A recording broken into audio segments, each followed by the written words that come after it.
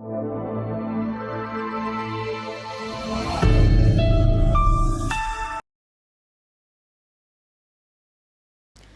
dear learners, how are you all? I hope you all are good.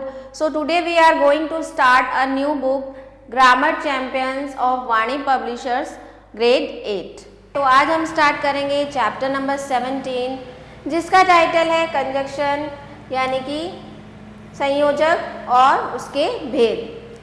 तो वह शब्द जो दो शब्दों या वाक्यों को जोड़ता है कंजक्शन यानी कि संयोजक कहलाता है। A conjunction is a word which join words or sentence together. निम्नलिखित उदाहरणों को ध्यानपूर्वक पढ़िए। Samar and Suman came here.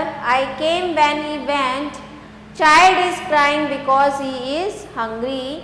I or you must do it. तो उपरोक्त उदाहरणों में and, when, because, hungry और ऐसे शब्द हैं जो दो शब्दों और उपवाक्यों को जोड़ते हैं, अतः ये सभी कंजक्शन यानी कि संयोजक हैं। फिर नेक्स्ट आता है आपका काइंड्स ऑफ कंजक्शन, संयोजक के प्रकार। तो कंजक्शन मुख्यतः दो प्रकार के होते हैं। Conjunction number 1 subordinate conjunction, number 2 coordinate conjunction. तो बच्चों सबऑर्डिनेट कंजक्शन क्या होते हैं? ये ऐसे वाक्यों को जोड़ते हैं जो अपना अर्थ पूरा करने के लिए किसी दूसरे वाक्य पर आश्रित रहते हैं। जैसे you were asleep, I did not disturb you. He failed because he did not work hard. Although I was tired, I kept working. You will fail unless you work hard. तो कुछ मुख्य सबऑर्डिनेट कंजक्शन निम्न प्रकार से हैं, जैसे because, as, since, unless, while, though, although, that etcetera. जो वाक्य अपना अर्थ स्वयं व्यक्त करने में समर्थ होता है उसे प्रिंसिपल क्लॉज कहते हैं, तथा जो वाक्य अपना अर्थ स्वयं व्यक्त करने में समर्थ नहीं होता है उसे सबऑर्डिनेट क्लॉज कहते हैं। मुख्य सबऑर्डिनेट कंजक्शन समय बताने के लिए when, till, until, before, after, as soon as. फिर नेक्स्ट है कारण बताने के लिए बिकॉज, एज। शर्त बताने के लिए इफ, अनलेस। उद्देश्य बताने के लिए दैट या सो दैट, लेस्ट कहीं ऐसा ना हो। परिणाम बताने के लिए मुख्य वाक्य में सो का प्रयोग तथा जोड़ने के लिए दैट, सो का अर्थ डालना और दैट का अर्थ की।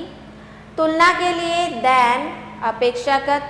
फिर है विरोध प्रकट करने के लिए ऑल्दो, उपवाक्य में ऑल्दो यद्यपि तथा जोड़ने के लिए येट फिर भी।